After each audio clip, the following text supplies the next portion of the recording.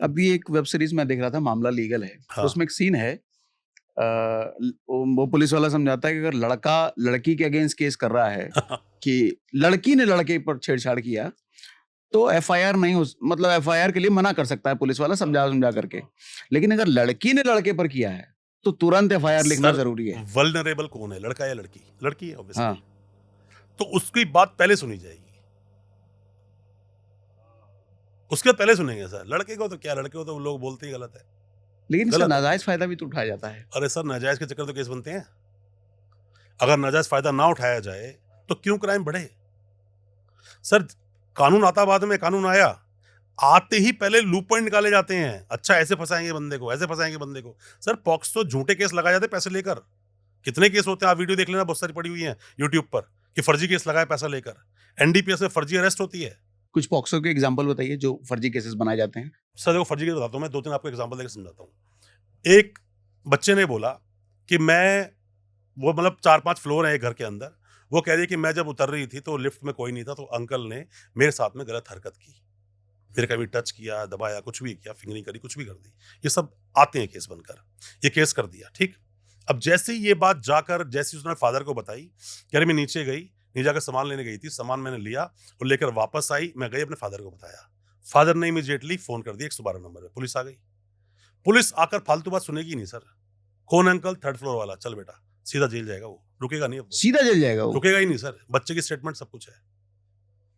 अब जब वो केस खुला तो केस ये पता चला कि ये जो रहता है ऊपर, ये जो 3rd फ्लोर वाला जो अंकल है, ये प्रॉपर्टी पूरी उसी की है, और उसको उसने दिया, और पेमेंट देने के बाद उसने दिया, जिसकी अभी 22 लाख रुपए बकाया है। 22 लाख वो दे नहीं पा रहा, अंकल ने तकादा मारता है। अंकल ने बोला खाली कर, निकल यहां से, अपना पैसा बाकी ले ले, और या तो फिर तुम्हें पैसा दे दे। उसके खुरापात दिमाग में उसने केस ठुकवा दिया, बंदा जेल पहुंचा दिया। अब मांड वाली चल रही है कि 22 लाख छोड़ेगा या जेल में रहेगा। तो इससे वो बचाव कैसे करे वो अंकल जैसा आदमी, या अब अंकल आप क्या बता दो समाज सर, में कोई बचाव भी ऐसा कैसे आदमी? होता है? बचाव कैसे होता है? सेक्शन 22 पॉक्सो एक्ट ये बोलता है, बच्चे ने जो भी स्टेटमेंट दी है ना, जो दी थी बच्चे ने स्टेटमेंट, बच्चा जब भी, आप देखना बड़ा, बच्चे का मतलब लड़की कह रहे हैं आप? हाँ बच्चा, नहीं लड़का भी हो सकता है वो पॉक्सो में। बच्चा कोई भी 18 साल से कम उम्र है, लड़का हो या लड़की हो, दोनों बच्चे हैं वो। अब मैं बात क्या समझा रहा हूं, बड़ी ही अजीब सी बात है ये। वो बच्चा जब चाहे तब अपनी स्टेटमेंट बदल सकता हैं? और बच्चे पर कोई एक्शन नहीं होगा, कोई एक्शन नहीं होगा। वो बेचारे अंकल को जेल भी भिजवा दिया, अरे जेल बाद में पहुंचा दिया। स्टेटमेंट बदल दिया। लोग 1-1 साल के बाद जब बच्चे गवाही होती है कोर्ट में, तो बच्चा कोर्ट में कुछ और बोल रहा हो तोते की तरह, कि नहीं नहीं ऐसा नहीं हुआ, ऐसा हुआ था, मुझे गलतफहमी हो गई थी। तो एक उसकी साल में उसका गलतफहमी खराब में 1 हुआ? साल खा गई उसका। होता है सर। तो इसके लिए कोई कानून नहीं है? नहीं है, बच्चे को कोई सजा नहीं होगी, पर अगर आपने बच्चे को कुछ बोला है, आपको सजा मिल जाएगी। वो 1 साल बाद अंकल निकल कर बच्चे को ना, क्या करेंगे तूने अंकल? मेरा 1 साल खराब करवा अब वो दिया। लड़की फिर बोल देगी, जब उसने गवाही देने आई थी तो इन्होंने मेरे पापा को अंदर कैद करा हुआ था, झूठी गवाही दे गई थी मैं इसीलिए, तो फिर चल अंदर, फिर केस खुल जाएगा। सर आप अच्छा, देखो सर, हर चीज को ना मोल्ड करने के तरीके होते हैं। ये केस है सर, यहाँ पर तारीख पे तारीखें मिलती हैं।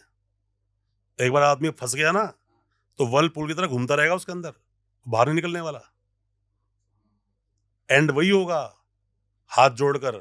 एक बंदे ने, बेचारे ने, एक कुछ कहीं पर हुआ उसके, रियल केस है ये, कहीं पर कुछ हुआ, तो उसने, लड़की ने बोला कि मेरे साथ उसने ये हरकत की, तो जबकि उसने ऐसी नहीं की थी हरकत, तो उसने बोला भी मैंने ऐसी हरकत नहीं करी है। जब सब इकट्ठे हो गए, सब लेडीज वहां इकट्ठी हो गई, तो उसने बोला भाई हाथ जोड़कर, भाई सॉरी, अगर ऐसा कुछ हुआ है मुझे माफ कर दो, बहुत दिन से मैं पंगा झेल रहा हूँ, प्लीज अब माफ कर दो। उसकी रिकॉर्डिंग कर ली, वो एक सबूत बना दिया, सॉरी बोले गया, ये करा इसने। अच्छा सॉरी बोला तो मतलब किया है? आप दिन में कितनी बार सॉरी बोलते हो वाइफ को अपनी? बिना बातें बोलते होगे शायद, नहीं हाँ, बोलता बिना बात में। हाँ। तो हमने अपराध किया क्या?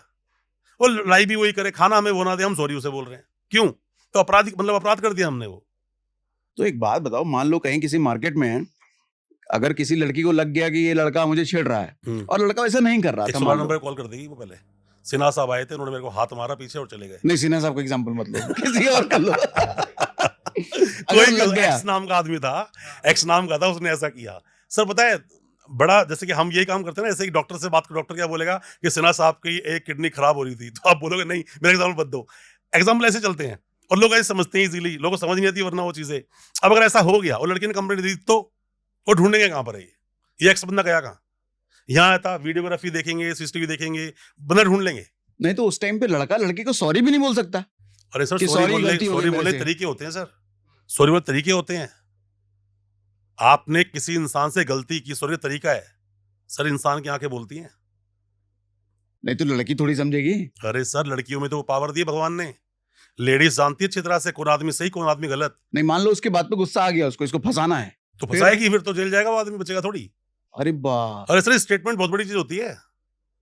स्टेटमेंट सर, कोर्ट भरे पड़े हैं, किस लिए? लड़की बोलती है कि मैं जब घर पे शादी करके आई, इसकी माँ ने मुझे गलत जाति सूचक शब्द बोले, इसके बाप ने मुझसे दहेज मांगा, इसकी बहन की शादी हो चुकी है, पर जब भी यहाँ पे आती थी बोलती थी अपने भाई से कि तू इसको छोड़ देते, तू शादी करा दूंगी, और ये भी दहेज मांगता है, और एक केस ठोक दिया डोमेस्टिक वायलेंस। चल बेटा चल, सारे पांचों के पांचों चक्कर ही काट रहे हैं कोर्ट के, सबूत नहीं है पर अभी। परेशान तो कर ही देंगे सर, परेशान तो कर देंगे सर। बाद में उसका रिजल्ट क्या होगा वो बात अलग है, परेशान कर देंगे आपको। एक लड़का लड़की साथ में रहते हैं, शादी को हो गए लगभग 5.5-6 साल, सब कुछ ठीक है, थोड़े लड़ाई झगड़े बीच में हुए, लड़ाई झगड़ा हुआ, लड़की अपने घर चली, उसके बाप ने फोन कर दिया 112 नंबर पे, पुलिस आई, दोनों पैचअप हुआ, वापस घर चले गए। 5.5-6 साल, 6.5 साल तक साथ रह रहे हैं। लड़ाई एक दिन बहुत ज्यादा बढ़ गई, बढ़ने के बाद में इतनी बढ़ गई कि लड़की ने आपा खो दिया, लड़की छत से कूद गई और मर गई। लड़की मर गई ना, क्या आपने मारा उसको? मतलब नहीं। किसी भी एक्स नाम के बंदे ने मारा? नहीं मारा। क्या उसने इसको मजबूर किया मरने के? नहीं। वो लड़की पहले से बहुत ट्रॉमा में थी। ट्रॉमा में क्यों थी? कंसीव नहीं हो रहा था, बहुत ट्रीटमेंट चल रहा था, लोग उसको बोलते थे। लेडीज में जेंट्स में होती हैं बातें, हाँ, पूछते हैं भाई क्या हुआ, फिर इंसान अपना गिल्ट फील करता है ना, कि भाई मैंने ऐसा क्या कर दिया। अब लड़की मर गई, तो यहाँ पर 113 एविडेंस एक्ट का 20 सेक्शन वो ये बोलता है प्रिजम्पशन, 7 साल के अंदर अगर लड़की ने सुसाइड कर ली, लड़की मर गई, अननेचुरल डेथ होनी चाहिए, लड़का गिल्टी है उसके लिए। ओ, कानून है सर ये। उसको उठाकर सेक्शन 80 बीएनएस का, और पहले 304 बी सेक्शन था, वो सीधा जेल जाएगा, रुकेगा ही नहीं बेचारा वो। अगर उसके माँ बाप साथ रहते थे, वो एक ही घर में थे, तो ना उसकी माँ बचेगी, ना उसका बाप बचेगा, ना उसका भाई बचेगा, ना उसकी बहन बचेगी, सारे जेल के वाकाट जाएंगे सारे। तो क्या ऐसा है क्यों? कि ऐसा क्यों होगा मैं बताता हूं। मरने वाला तो मर गया, उसने कोई भी सुसाइड नोट छोड़ा नहीं है। अब लड़की के जो माँ और बाप है ना, वो कंप्लेंट देंगे, और वो किसी के वकील साहब से पूछेंगे या किसी समझदार से पूछेंगे, फिर उस कंप्लेंट को एग्जेजरेट किया जाएगा, बढ़ा चढ़ा के बोला जाएगा, और सबको लेपेटा जाएगा। अब यहां पे आती है ईगो, हमारा तो जाने वाला चला गया, तुझे क्यों छोड़े हम? अगर यहीं पे एक बच्चा होता ना छोटा, तो शायद वो बच जाता। क्यों बच जाता? वो सोचते हैं कोई नहीं, बीच में डिस्प्यूट तो इनका कभी था, लड़ाई झगड़ा कभी था मतलब नहीं। बेटा या बेटी? हाँ, कि बच्चे की भी तो जिंदगी है ना, हाँ। इसको हम जेल डाल के क्या मिलेगा, जाने वाला चला गया। या फिर जेल भेज भी दिया, कुछ टाइम बाद कॉम्प्रोमाइज हो जाता है। यहाँ कॉम्प्रोमाइज नहीं होगा सर, बच्चा भी नहीं है ना कोई। ओ, सर देश के ना देखो, कानून तो ऐसे ऐसे हैं कि आप एक बार अंदर घुस गए ना सर, तो भूल भुलैया है। अंदर ही घूमते रहोगे। अगर आपको सही वकील साहब मिले, सर इम्पेशेंट लोग बहुत ज्यादा है ना, पेशेंस नहीं है लोगों में। आदमी अंदर गया, कांड कितना बड़ा कर रखा हो उसने, बेल चाहिए उसे, सब बेल कब होगी, सब बेल कब होगी। वकील वकील बदलते रहते हैं, ये नहीं वो नहीं ये नहीं वो नहीं ये। वो खुद अपने अंदर झांक कर नहीं देखते किस अपराध में अंदर हो। अंदर से बोलते हैं सर वो तो आदमी आया था, सर 6 महीने बेल हो गई, मैं 1.5 साल से अंदर हूं। अबे केस तो पढ़ ले उसका। जब केस पढ़ा तो ये लिखा हुआ था उसके अंदर कि नहीं, इस आदमी से कोई रिकवरी नहीं है, दूर से नाम नहीं मिला, चार्जशीट फाइल हो गई, इसका कहीं पर भी हमें को रोल नजर नहीं आया। सेक्शन सेम है, ये भी 420 में, वो भी 420 में, पर उसको ये नहीं देखना है कि बेल कैसे मिली उसको, बस 420 में अंदर आया था सर वो, सर मर्डर में अंदर आया था सर वो। जबकि वो बोल रहा है, चार्जशीट ये बोल रही है कि ये आदमी वहां से कम 50 मीटर दूर खड़ा हुआ था, इसने हाथ भी नहीं लगाया। कोई मिसकंसेप्शन भी तो हो सकता है उठाने के ऊपर। देश के कानून में सर, जैसे आज हम बात कर रहे हैं, हम तो बात कर रहे हैं क्या क्या प्रॉब्लम्स हैं, ये प्रॉब्लम्स हैं। इसी की अगर हम बात आए कि क्या क्या सॉल्यूशंस हैं, फिर वही 1.5-2-3 घंटे के पॉडकास्ट बने, हम सॉल्यूशन दें, आप सवाल पूछो। तो होता क्या है कि सर अभी हम ना सिक्के का एक पहलू देख रहे हैं, क्या गलत है। एक लड़की सुसाइड करती है, उसकी शादी को हो गए 6 साल 10 महीने, और उसका हस्बैंड प्लान करके बैठा है इसको मारने के लिए, इसको मारना है, मेरा अफेयर कहीं और चल रहा है, ये मर जाएगी 7 साल पूरे होते ही। अगर ये मर भी गई तो डायरेक्ट मेरे ऊपर इशारा नहीं जाएगा। क्या डायरेक्ट?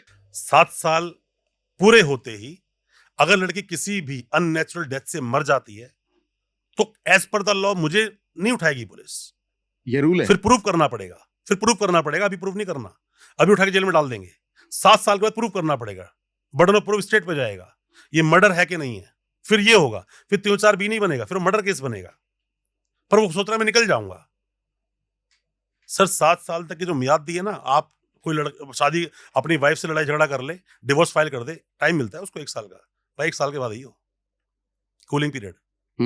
1 साल तक देख अपने लो। देश में सर बचाव के बहुत सारे रास्ते दिए गए हैं, इसीलिए चीटिंग में बोला गया कि आप इस केस को जब चाहो तब कंपाउंड कर सकते हो, ताकि जिसका पैसा चीट किया गया उसका पैसा उसको वापस मिल सके। हर जगह सर रास्ते दिए गए हैं, हर जगह रास्ते दिए गए हैं। जिन केस में कंपाउंड नहीं हो सकता उन केस में कॉम्प्रोमाइज हो जाता है।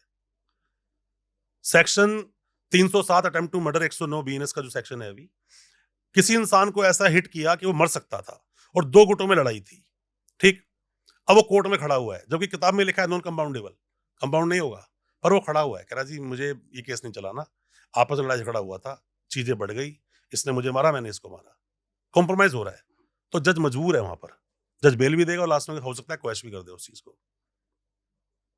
कॉम्प्रोमाइज और कंपाउंड में डिफरेंस को समझना बहुत जरूरी है सर।